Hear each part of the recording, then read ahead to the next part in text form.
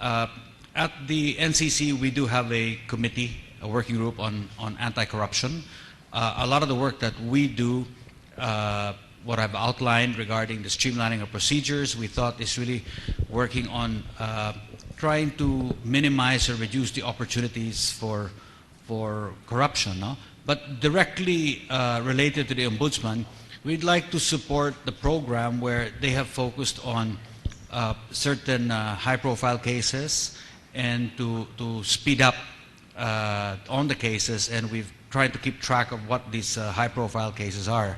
The other thing where we have sat down with the Ombudsman with some discussion has been on the amendments to the law with respect to asset forfeiture to expand its powers in that regard.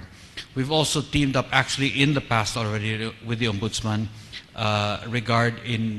working on topics to build up its commitment to UNCAC and to work with the APEC Code of Conduct on integrity, and to bring in the Integrity Initiative Program as well, working with the Ombudsman.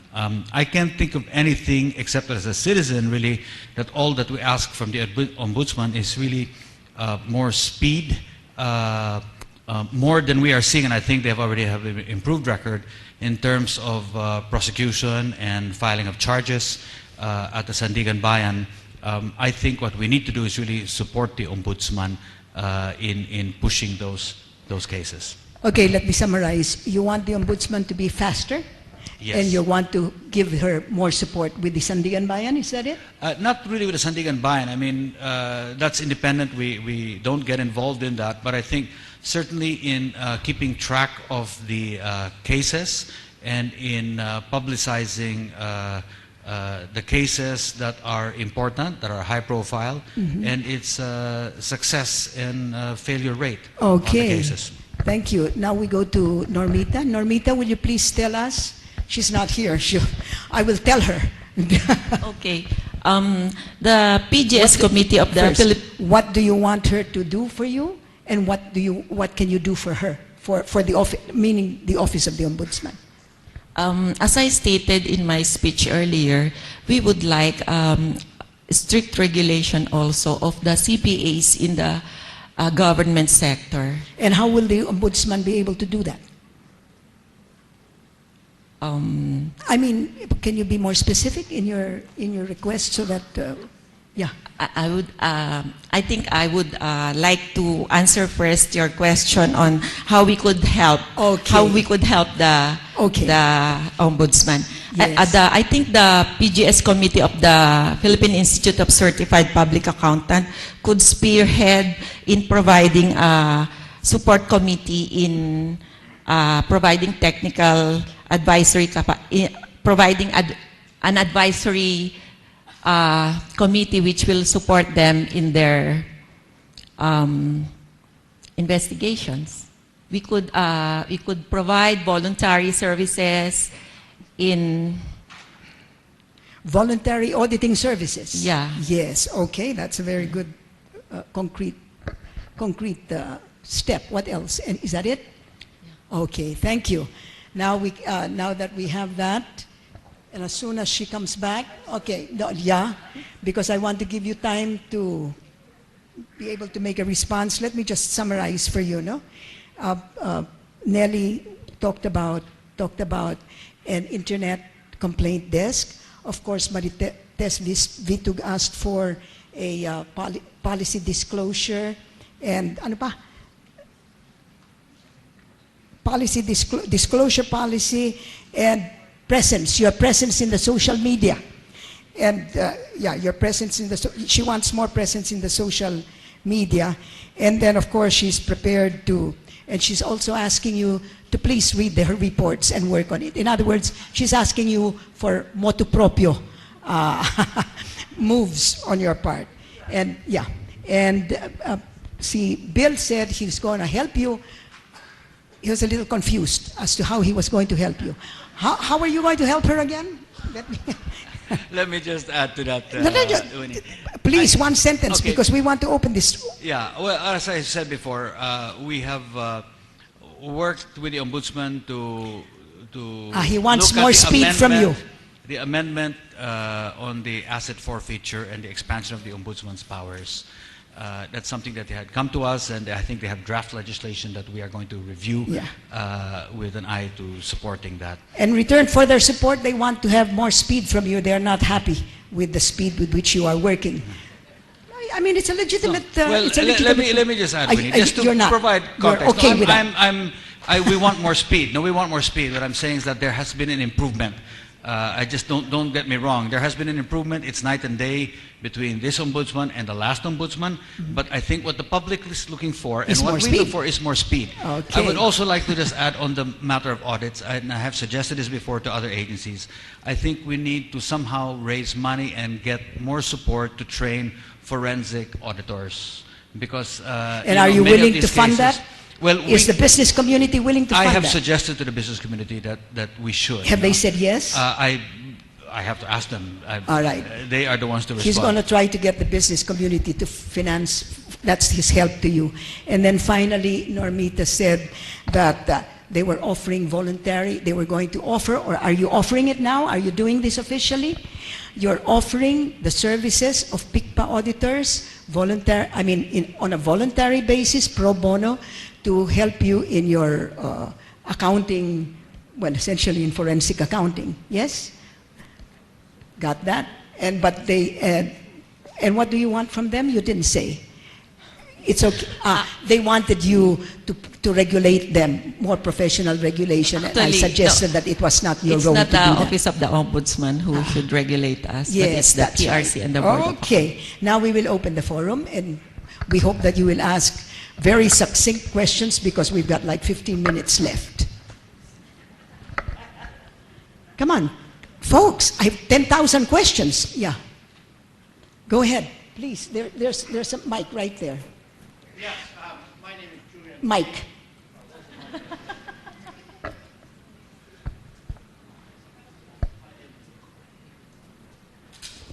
My name is Julian Payne. I'm president of the Canadian Chamber of Commerce.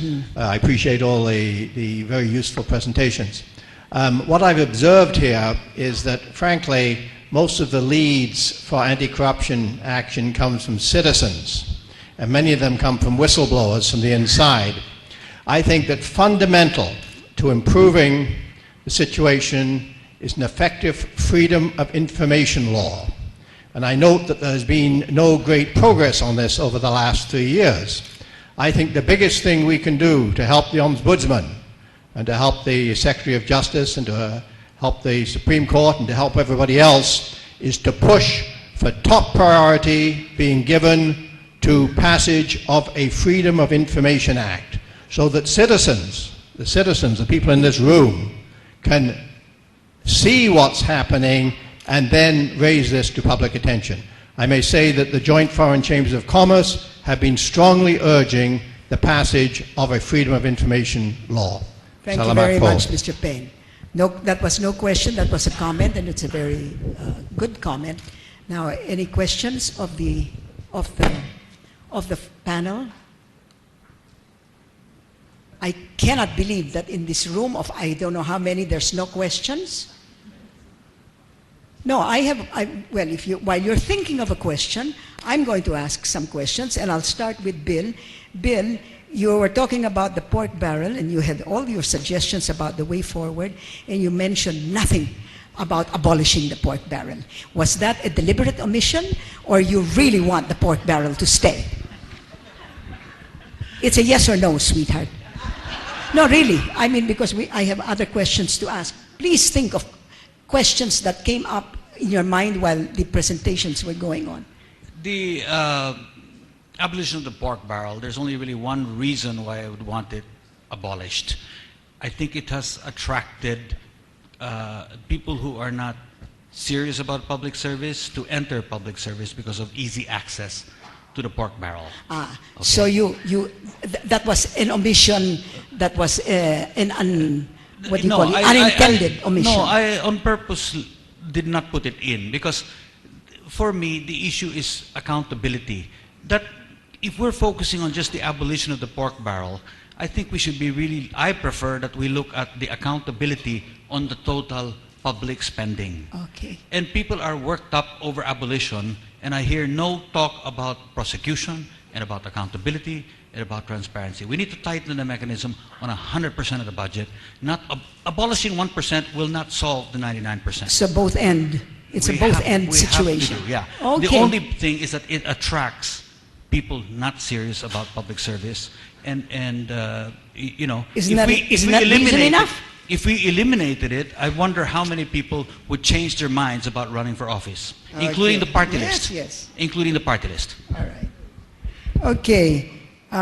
Then let's question of Nelly. Any questions from the floor so far? I see Dolly Española there from Transparency International. I see what happened to, yeah. You have any question? Good grief, I would think you would have 10,000 questions.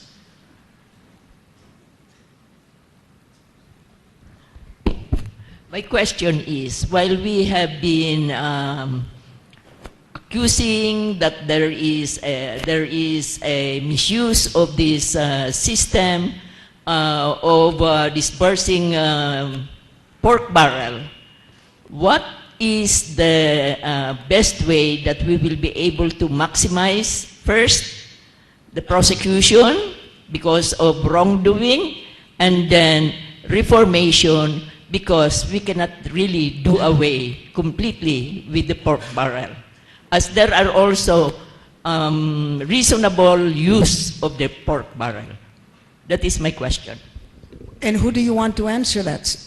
I would like to have Ms. The Bidup, ombudsman. The Ms. ombudsman Bidup, should answer or that. the ombudsman, or Okay, you answer whoever it. is ready to answer that question. Thank you. Can you answer her question? Because that's really yours. I will only comment with respect to the prosecution of this. Whoever will be indicted or whoever will be asked to respond to these charges. All right, so before we ever charge the prospective respondents in court, we have to have fact-finding investigation. In other words, we have to have a case build up. It's like going to battle. You cannot go to war or to battle without any ammunition. Hindi naman pwede na lang huhula-hulaan mo lang. Because whatever we find in our fact-finding investigation and preliminary investigation will be passed upon by the courts, Sandigan Bayan or the regular courts.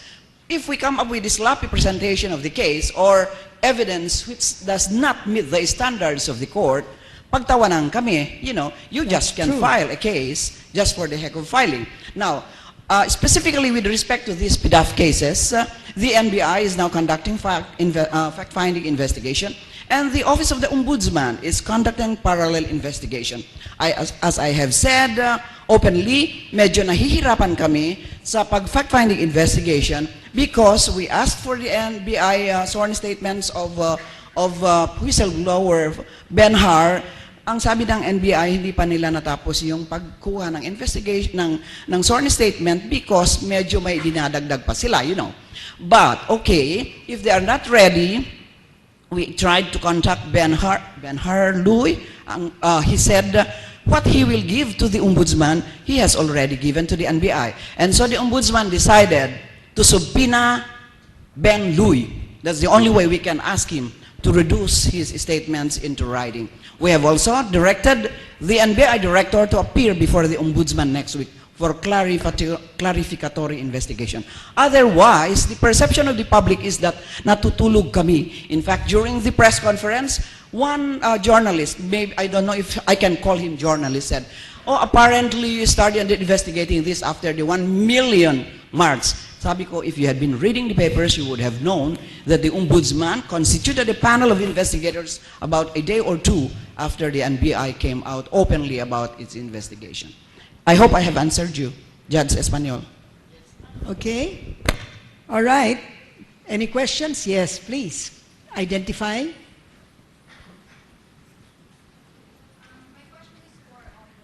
Mike. Ombudsman Conchita Carpio Morales. Good morning po. I'm Nina Corpus from ABS-CBN. I'd just like to ask you what you think of the handling of Janet Napoles' surrender.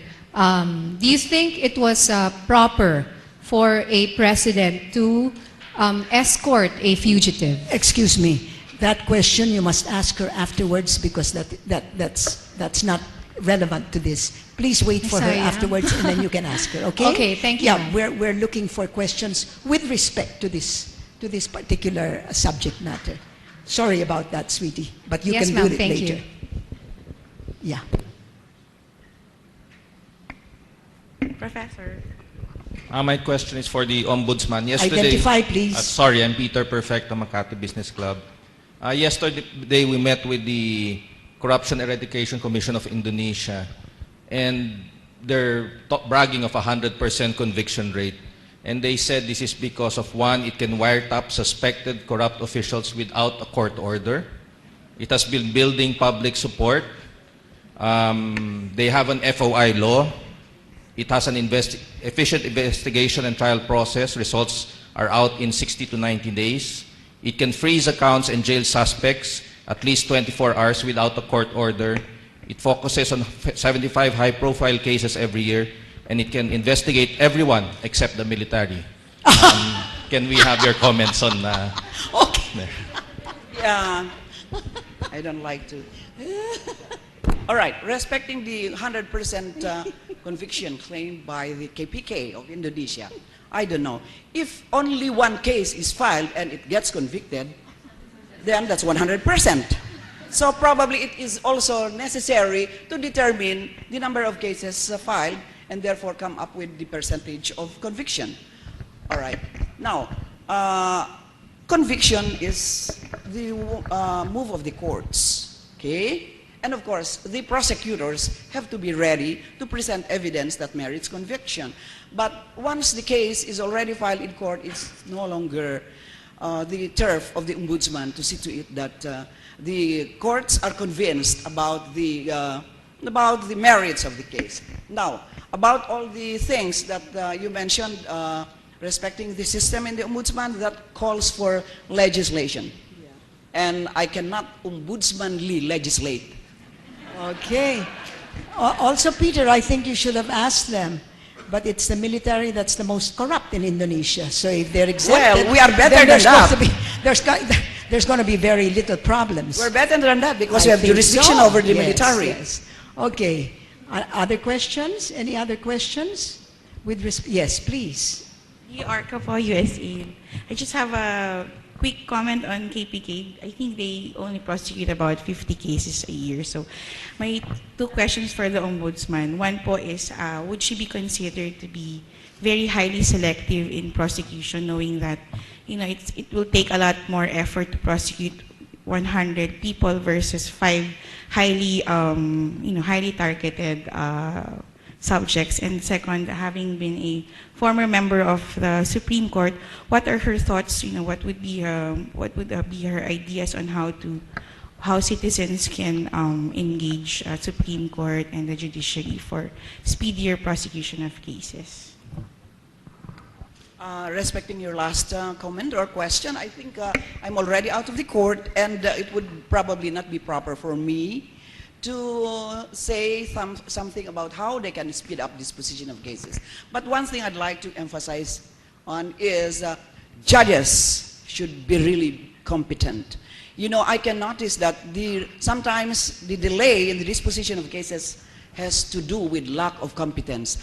I mean, it's a personal experience. Kung mahirap if the case is difficult to resolve, you set it aside first and you come up with the easier cases. But before you know it, you forget about the case which you set aside. So probably the JBC, and I have always been very vocal about it, should really see to it that all the best men should join the judiciary. To all events, if the best men have not been recruited, at least they should do something about training or improving the skills of judges. And then again, the Supreme Court, being in charge of the administrative supervision of all courts, should see to it that they themselves should also speed up the disposition of cases pending before them, before they look at the judges over which they have control and supervision. Thank you.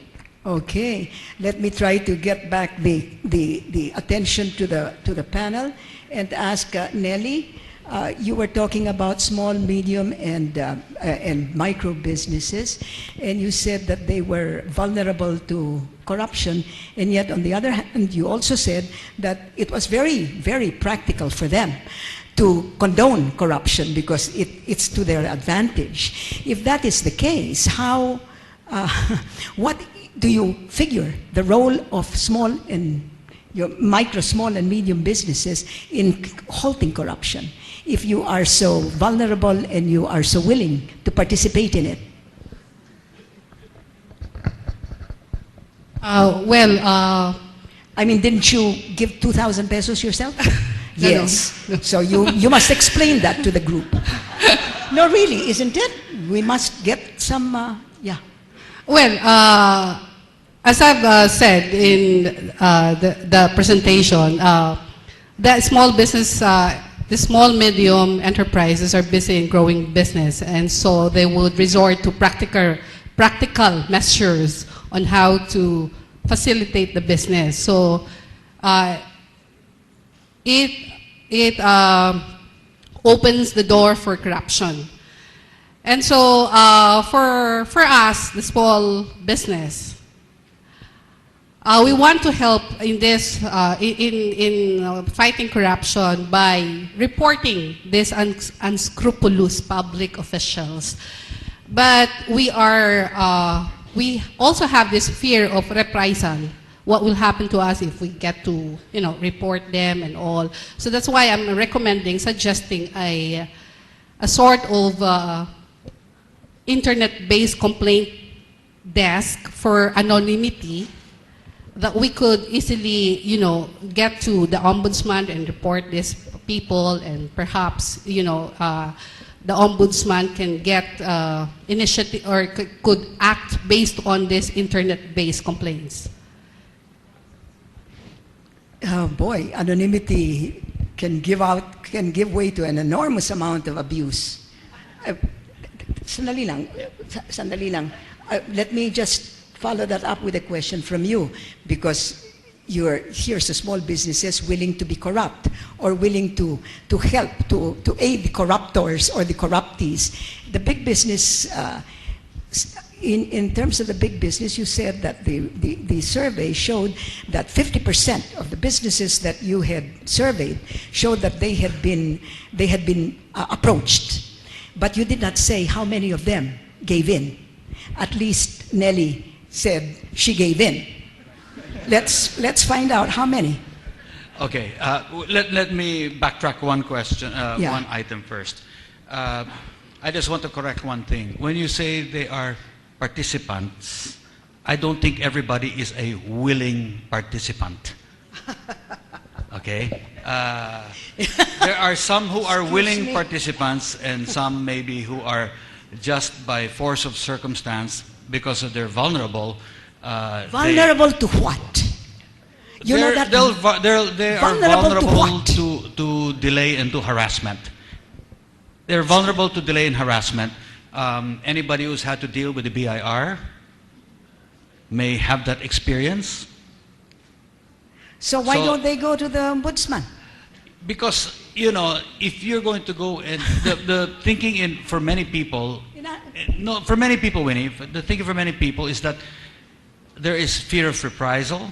There is fear that nothing will happen, that it will take too long, that their businesses will be compromised, so on and so forth. So Yeah. when people are solicited, in fact, one of the problems we have seen in many of the surveys is that a very, very small percentage will ever report and make a Report it. complaint. And this is really one of the biggest And I think problems. that's one of the biggest problems. It is. If we ourselves are afraid, how can we expect better from them? Exactly. So what are you going to do about it, Bill?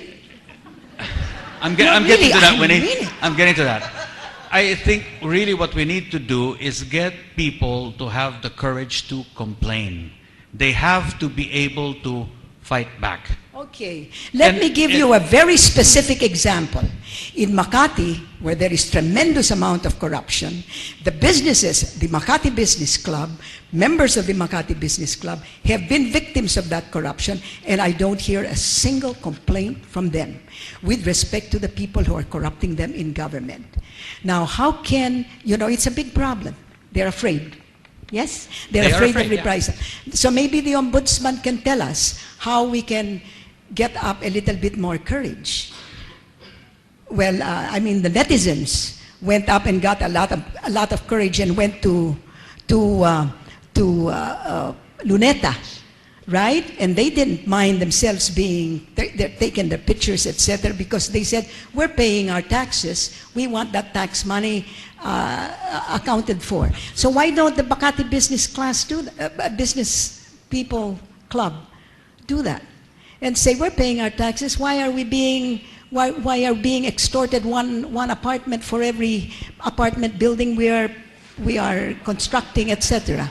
No, this is the time to do it. If we are talking about an integrity caravan and we want the first step. No, I completely agree with you, Winnie.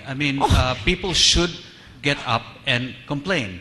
If you do not complain and fight back, then nothing will happen. And as I said, go to an example would be the BIR. I myself, my wife's business, and I have been constantly questioned and examined by the BIR. We have countered them at every step and showed all our documents and put in our complaints. And they have backed off because we challenged them. Oh, you see that. So it is possible. There is success. There is success. So why can't you tell your colleagues in the Makati Business I Club? have told many people that they should. However, there have been cases, Winnie, where there have been entrapment setups I know. for the BIR, where they have not gone to trial, or if they have gone to trial, the person has not been convicted, and now the poor guy who set up the entrapment deal is the one who feels threatened. So And what is Makati Business Club doing about this poor guy who is being threatened?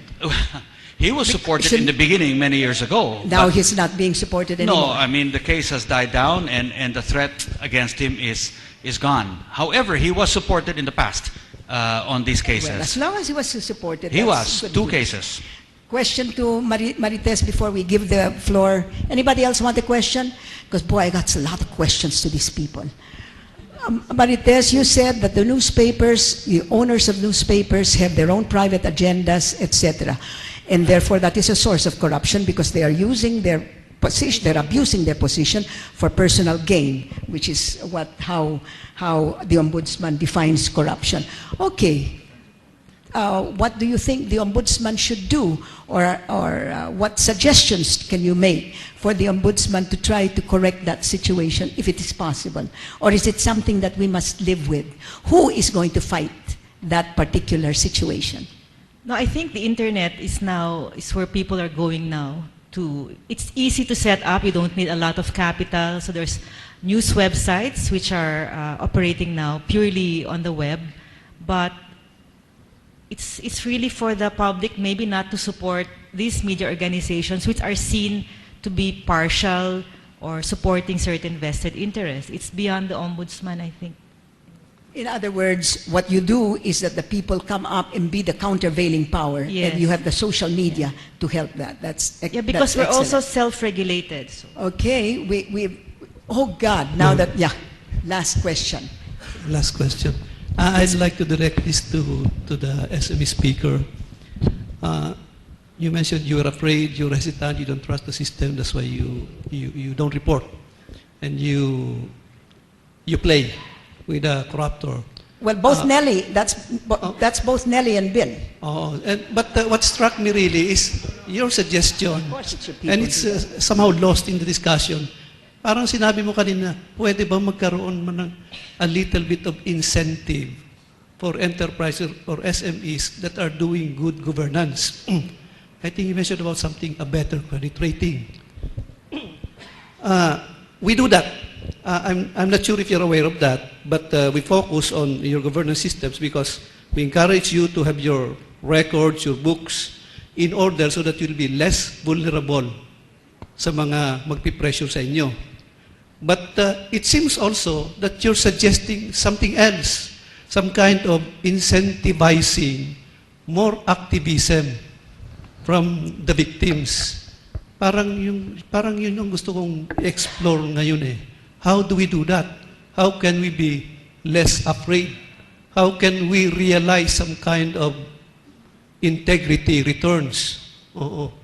Well, you know, why don't we throw that question open to the floor, since our panelists don't seem to know how to answer it? How can we get more people to get together so that they can, in unity there will be strength? Does anybody have a suggestion here among the group? Because this is a forum and you're supposed to make suggestions. Yes, Judge? Go ahead. After. I think we should have to join forces in seeing to it that the whistleblower law bill should be passed into law. And it should have more teeth rather than just protecting the witness. I think that is the number one solution to my mind. We should really join forces in seeing to it that the whistleblower bill can be passed into law, giving it more teeth, not just protecting or supporting by paying the witnesses their needs for transportation, maintenance, You mean and so on and so provisions forth. like the whistleblower cannot be fired, the whistleblower, that there can be no retaliation from the government offices against the whistleblower? Yes. Is that what you want? Yes, that is what that's we a want. very good idea. What about you? No. The lady behind you. Did you want to give the mic? Okay. So, sorry, I thought you were going to ask a question. Yeah. Okay. I think it's a very good question. As a business person, if I subject to this kind of bribe attempt, and I know that if I complain, I'm going to be threatened, and nothing's going to happen if I complain, then it's obviously I'm not going to do anything. I think the biggest thing that can be done is immediate action after a complaint. And that doesn't have to be by the ombudsman. It could be by the department secretary following up. But there's got to be something that makes it worthwhile for me to complain. And if I'm on the one hand threatened by intimidation or slow service or anything else, and I have no possibility of anything happening, I'm not going to complain. That's right. So I think the number one thing is quick action by somebody in the government or the ombudsman or the courts. It's probably the departments. Thank you. The ILG. Yeah. Does Well, that yeah, sound like, good? Bill? Yeah, that's exactly the sentiment of many people. But, you know, we cannot live in a world where we're going to complain and expect action. So what we have found is that the complexity of a lot of these transactions lead to corruption. If we do not simplify and streamline these processes and automate a large number of them, then we cannot really eliminate all the opportunity. We have to reduce opportunity. And that's why we have concentrated on simplification of procedures. Whether you're talking of customs or tax payment or incorporation or going to court. Or we have to construction permits. Construction permits, registering property, hiring a worker, firing a worker, all have to be simplified. Okay. Well, we've gone way over time, and now it's the time for our ombudsman to respond to whatever requests, whatever suggestions there are. Thank you very much. Everybody can go down now.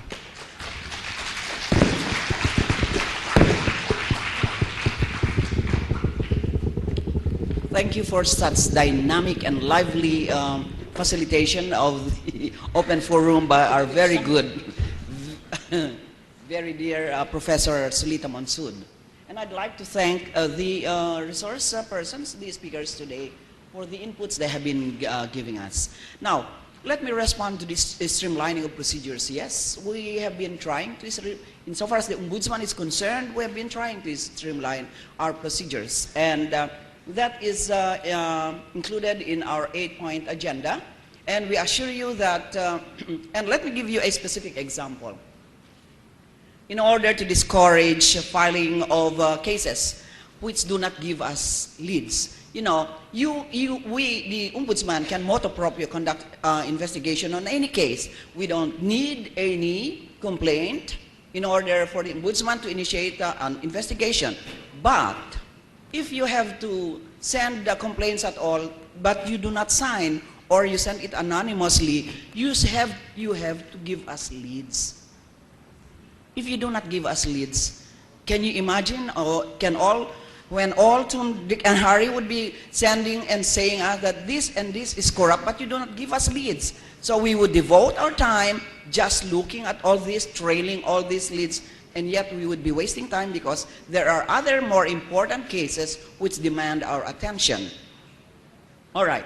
Now, respecting administrative cases, you do not have to sign. It can be anonymous, but then again, as I said, you have to give us leads. Now, as far as criminal cases are concerned, we expect you to come up with a verified complaint. Hindi naman pwede na sabihin mo, si X is napaka-corrupt. In fact, binigyan ko ng 100 pesos. 100. I am small time, so I said 100 pesos. Pero, hindi naman niya binigay yung pre-namis niya na gagawin. We cannot do that. You have to make your complaint under oath. Because otherwise, everyone will be charging anyone, and yet this respondent faces criminal prosecution. All right. Now, so that answers the streamlining of procedures. With respect to, what was disclosure policy? Yes, our disclosure policy is such that if the case is only undergoing fact-finding investigation, we cannot give you copies of the complaint unless it is absolutely necessary for you to have a copy of the complaint. Only after a preliminary investigation has been conducted that we can probably give results of our investigation, in other words, the resolution or order, to anyone for legitimate purposes, even if this anyone is not a party to the complaint. Now, respecting the, who was it who recommended that you can complain through the website? Yes, we already have that. You check your internet. You can do that. You can complain through the website. But then again, if you have to complain and you don't want to give your name, at least magbigay kayo ng leads. Hindi pwede. Why should you be scared? If you know you have a legitimate complaint, don't be scared. Anything else that I want to?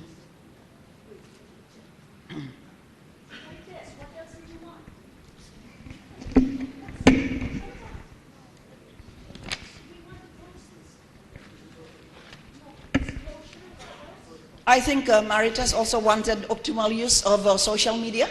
All right? All right. Well, news reports, online or otherwise, are really rich sources of investigative leads. I assure you, Ms. Vitug, that you are held in high esteem in the office. And anything you complain about, we know that you validated them before you came out in print.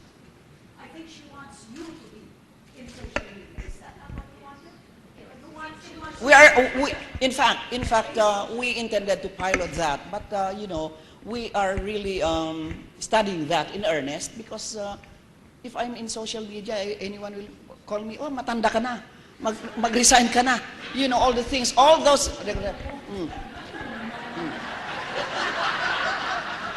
And it was on that account that I am old that prompted me to accept the nomination. Otherwise, I would be wallowing in luxury now, enjoying my hard-earned retirement fee. But sinabi nila matanda raw ako, excuse me. But you are studying. I think it's a very good suggestion. Okay, as I said, we are studying that possibility. Okay. Anything else that you want to?